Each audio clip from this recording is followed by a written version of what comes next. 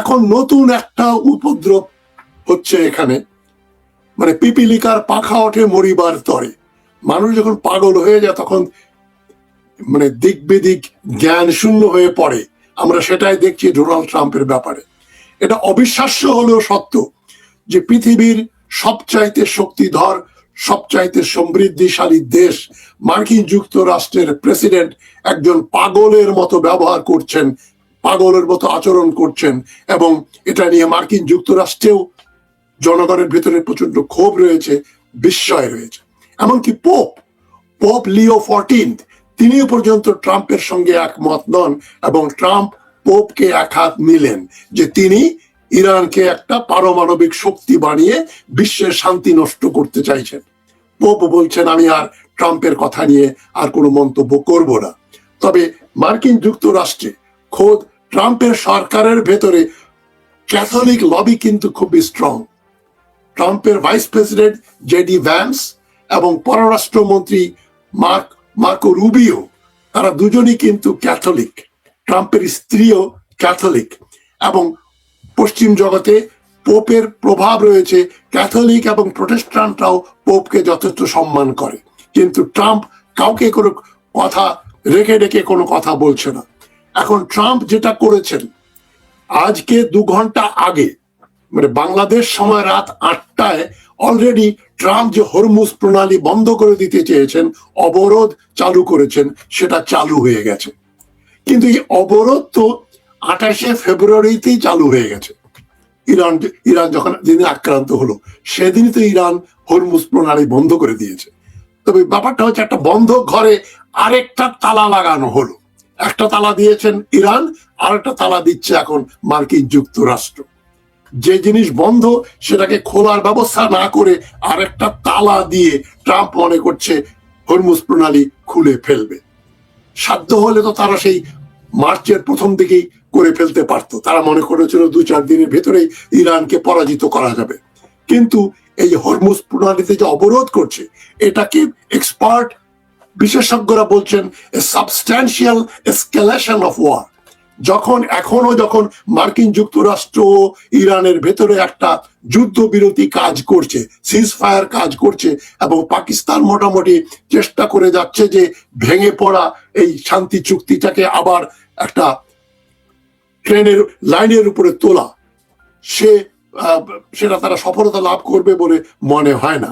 ইসরায়েলের উস্কানিতে ট্রাম্প শান্তির পথে যাচ্ছে না, সে ক্রমাগত একটার পর আরেকটা যুদ্ধংদেহী পোস্টার গ্রহণ করছে, এবং আমরা আশঙ্কা প্রকাশ করছি যে এখন হয়তো চীনের সঙ্গে একটা প্রত্যক্ষ যুদ্ধে জড়িয়ে পড়তে পারে মার্কিন যুক্তরাষ্ট্র।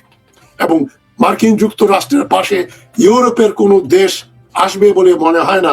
জাপান, দক্ষিণ কোরিয়া, অস্ট্রেলিয়া, নেটো, কানাডা, এরা কেউই মার্কিন যুক্তরাষ্ট্রের হয়ে চীনের বিরুদ্ধে যুদ্ধ করতে যাবে না।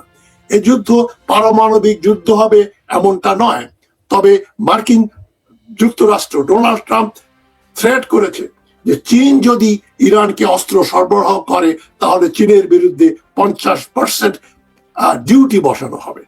কিন্তু ওই ডিউটি কার্যকর হবে না, কেননা যুক্তরাষ্ট্রের কনজিউমার গুডস যা কিছু যুক্তরাষ্ট্রের মানুষজন ব্যবহার করে তার প্রায় শতকরা 99% তৈরি হয় চীনে। সুতরাং চীনের বিরুদ্ধে ট্যারিফ বাড়িয়ে দিলে, 50% ট্যারিফ বাড়িয়ে দিলে আমেরিকানরা কোনো কাপড় চোপড়, কোনো জিনিসপত্র, যন্ত্রপাতি কোনো কিছুই কিনতে পারবে না। এখন ট্রাম্প বলছে যে ইরানে যে কোনো দেশের যে জাহাজ ইরানের বন্দরে, যে কোনো বন্দরে ভিড়বে, তারা ওখান থেকে বের হয়ে আসার সময় তাদেরকে স্যাংশন দিয়ে তাদেরকে ওই সমস্ত জাহাজ তারা বাজেয়াপ্ত করে ফেলবে। সব জাহাজ? প্রশ্ন হচ্ছে সব জাহাজ? ইরানের 90% তেল তারা বিক্রি করে চীনের কাছে। চীনের প্রায় অর্ধেক তেল আসে ইরান থেকে। মার্কিন যুক্তরাষ্ট্রের এত বড় সাহস হবে চীনের ট্যাঙ্কার যখন হরমুজ দিয়ে ইরানের বন্দরে প্রবেশ করবে এবং তেল নিয়ে যখন বের হয়ে আসবে, ট্রাম্পের বাবার সাধ্য হবে, সাহস হবে সেই জাহাজকে বন্ধ করা? সেই জাহাজ বন্ধ করতে গেলেই যুদ্ধ বেঁধে যাবে, কারণ চীনের লাইফ লাইন হচ্ছে ইরানের তেল। পৃথিবীতে যে কটা গুরুত্বপূর্ণ দেশ আছে চীনের জন্য, তার ভেতরে ইরান পাকিস্তান, মিয়ানমার এবং বাংলাদেশ অন্তর্ভুক্ত স্ট্র্যাটেজিক কারণে। সুতরাং ব্লকেড দিয়ে ডোনাল্ড ট্রাম্প যে বড় বড় কথা বলছেন যে আমরা একেবারে ইরানকে শায়েস্তা করব, ইরান তো সেই 1979 সাল থেকেই একটার পর একটা স্যাংশন দ্বারা তারা জর্জরিত। ইরানের কোটি কোটি শত শত কোটি টাকা মার্কিন যুক্তরাষ্ট্রে আটকানো আছে।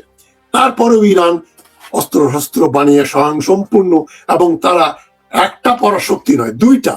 ওই অঞ্চলের পরাশক্তি ইসরায়েল এবং পৃথিবীর সবচাইতে শক্তিধর পরাশক্তি মার্কিন যুক্তরাষ্ট্রের বিরুদ্ধে 45 দিন যুদ্ধ করে এখনো টিকে আছে। এবং ইসরায়েল এবং মার্কিন যুক্তরাষ্ট্রের যতগুলো বন্ধু দেশ আছে পার্সিয়ান গালফ অঞ্চলে, সৌদি আরব, কাতার, কুয়েত, বাহরাইন, ইউএই, সবাই ইরানি মিসাইলের কাছে সন্ত্রস্ত। কেউই প্রত্যক্ষভাবে ইরানের সঙ্গে যুদ্ধ করতে রাজি নয়। এখন ডোনাল্ড ট্রাম্প কি সফলতা অর্জন করবেন যে ইউএই বা বাহরাইনের জাহাজ নামিয়ে স্ট্রেট অফ হরমুজকে তারা নিয়ন্ত্রণ করবে, ইরানের বন্দরে যেন কোনো জাহাজ না ভিড়লে তাদেরকে আর বেরোতে দেবে না, তাদেরকে আটকে ফেলবে ট্রাম্প? এত শক্তি যদি ট্রাম্পের বা আমেরিকার থাকতো তাহলে তারা ফেব্রুয়ারি মাসে 28 তারিখেই করত, মার্চের প্রথম সপ্তাহের ভিতরে করে ফেলতে পারত। সুতরাং এই যে ব্লকেড, এটাকে এনফোর্স করতে পারবে না। এটা একটা দাবি, তালা দেওয়া ঘরকে আবার বন্ধ করে দিচ্ছে। তার মানে কি ট্রাম্প মনে করেন যে দুবাই, ইউএই, বাহরাইন, কাতার, কুয়েত, এই বন্দরগুলো থেকে বাল খালাস করে তেল নিয়ে জাহাজ বেরিয়ে আসতে পারবে এবং তারা আবার হরমুজ প্রণালী দিয়ে ঢুকে যাবে, কেননা মার্কিন নৌবাহিনী এখানে পাহারা দিচ্ছে। শনিবারে, এই পরশুদিন মনে আছে, যখন পাকিস্তানে মার্কিন যুক্তরাষ্ট্র ইরান শান্তি আলোচনা করছিল, তখন আমেরিকার দুটো ডেস্ট্রয়ার জাহাজ তারা মাইন পরিষ্কার করার জন্য ওই হরমুজে ঢুকতে চাচ্ছিল। ইরানের জাহাজ থেকে তাদেরকে মাইক্রোফোনে হুমকি দেয়া হয় যে তোমরা যদি 10 মাইল পেছনে চলে না যাও, এটাই তোমাদের জন্য লাস্ট ওয়ার্নিং, তোমাদেরকে আমরা টার্গেট করব, গুলি করব। এবং পই পই করে মার্কিন যুক্তরাষ্ট্র লেজ গুটিয়ে ওই জাহাজগুলো নিয়ে সরে গেল। এখন ইরানের দখলে যখন পুরো হরমুজ এলাকা, এখানে আর কোনো বাহাদুরি চলবে না। মার্কিন যুক্তরাষ্ট্রের এয়ারক্রাফট ক্যারিয়ার যদি নিয়ে আসে তাহলে বেঘরে প্রাণ হারাবে, হাজার হাজার সৈন্য মারা যাবে এবং ইরান তাদের বহু ডজন জাহাজ ডুবিয়ে দেবে। সুতরাং এটা হলে পারে মার্কিন যুক্তরাষ্ট্রের শক্তি আরো খর্বিত হবে এবং তাদের ইন্টারন্যাশনাল ইমেজ আরো ধ্বংসপ্রাপ্ত হবে। সুতরাং এই ব্লকেড যেটা বলছে, ব্লকেড কিন্তু নেপোলিয়নের বিরুদ্ধে ব্রিটেন করেছিল 19th সেঞ্চুরিতে। সেই ব্লকেডে নেপোলিয়নকে পরাজিত করা যায়নি। সবাইকে বলে দিয়েছিল কেউ তোমরা ফ্রান্সের সঙ্গে কোনো ব্যবসা বাণিজ্য করবে না, জিনিস কিনবে না, ফ্রান্সের কোনো জাহাজ আসতে দেবে না। ব্রিটেন বিফল হয়েছিল। নেপোলিয়নের পতন হয়েছিল রাশিয়া আক্রমণ করার জন্য। যেমন হিটলারের পতনের অন্যতম কারণ হচ্ছে রাশিয়া আক্রমণ করা। এই ঘটনাটা আমি আপনাদের উল্লেখ করছি এই জন্য, নেপোলিয়ন এবং হিটলার দুইজনই যে ভুলটা করলো, ওই ভুল না করলে কিন্তু তারা টিকে যেত। ডোনাল্ড ট্রাম্প কিন্তু নেপোলিয়ন এবং হিটলারের পদাঙ্ক অনুসরণ করে এখন সারা পৃথিবীকে খেপিয়ে দিচ্ছে। ইউরোপের নেটোর কোনো দেশ তার সঙ্গে এই ব্লকেডে অংশগ্রহণ করবে না। যুক্তরাজ্য, ব্রিটেনও করবে না, ফ্রান্স, স্পেন, ইটালি তো করবেই না, নরওয়ে, সুইডেন, ডেনমার্ক তারাও করবে না, এবং কানাডাও তাকে সমর্থন করবে না। জাপান এবং দক্ষিণ কোরিয়াও এখানে তাদের কোনো নৌবাহিনীর জাহাজ পাঠাবে না। তাহলে ব্লকেড করতে হলে মার্কিন জাহাজ আর এই এলাকার যে গোলাম যেগুলো রয়েছে মার্কিন যুক্তরাষ্ট্রের, সৌদি আরব, কাতার, কুয়েত, বাহরাইন, তারা যদি যুদ্ধ নিয়ে ইরানের সামনে দাঁড়ায়, ইরান তো তাদেরকে প্রথমে শেষ করবে। মার্কিন যুক্তরাষ্ট্র এখানে প্রত্যক্ষভাবে ঢুকবে না। যদি হরমুজের ভিতরে ঢুকতে যায় তাহলে ইরানের মিসাইলের কাছে বহু জাহাজ ডুবে যাবে। এবং চীনের জাহাজ, চীন প্রায় তার 50% তেল আমদানি করে ইরান থেকে, এবং ইরানের 90% মতো তেল যায় চীনে। সেটা বন্ধ করার সাহস হবে মার্কিন প্রেসিডেন্টের, মার্কিন নৌবাহিনীর? আপনার একটা উদাহরণ দেই, কিছুদিন আগে কিউবার উপরে ডোনাল্ড ট্রাম্প স্যাংশন দিল।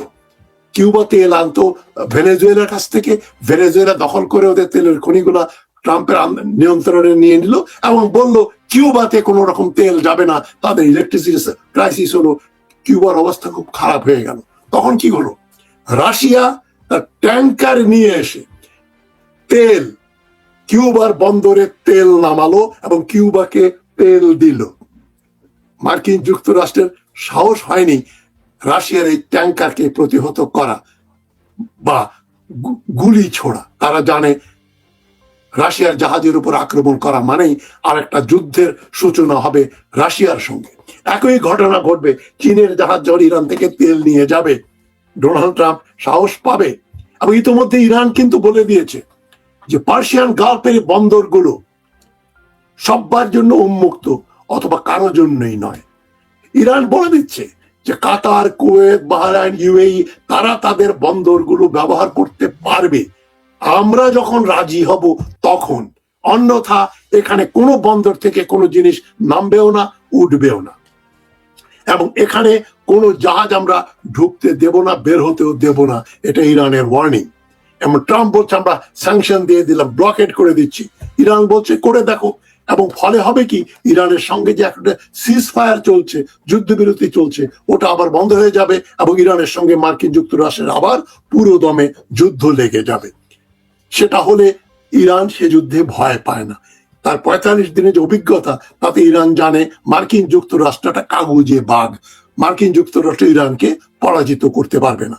এবং জাপান এবং যুক্তরাজ্য, ব্রিটেন এখানে মিলিটারিলি ইন্টারভেন করবে না। এবং ইরান অলরেডি অ্যালাউ করেছে চীন, জাপান, তুরস্ক, পাকিস্তান এবং ভারত এবং বাংলাদেশেরও কিছু জাহাজ। সুতরাং অন্যান্য বন্দর থেকে তারা যেতে পারবে, আসতে পারবে। শুধু জাপানের কোনো কিছু হারানোর নেই, তারা আসতে পারবে। এবং তবে মার্কিন যুক্তরাষ্ট্র যদি স্যাংশন দেয়, জাপানের জাহাজও ঢুকতে পারবে না, চীনের জাহাজও অফিসিয়ালি ঢুকতে পারবে না। জাপান না হয় চুপচাপ থাকবে, চীন কি চুপ থাকবে? সুতরাং এই যুদ্ধ দিয়ে যে কথাবার্তায় মানে যুদ্ধ করব বা সবাইকে শায়েস্তা করব, এ ধরনের কথা বলা এক জিনিস, এবং সেটাকে ইনঅ্যাক্ট করা, কার্যে পরিণত করা আরেক জিনিস।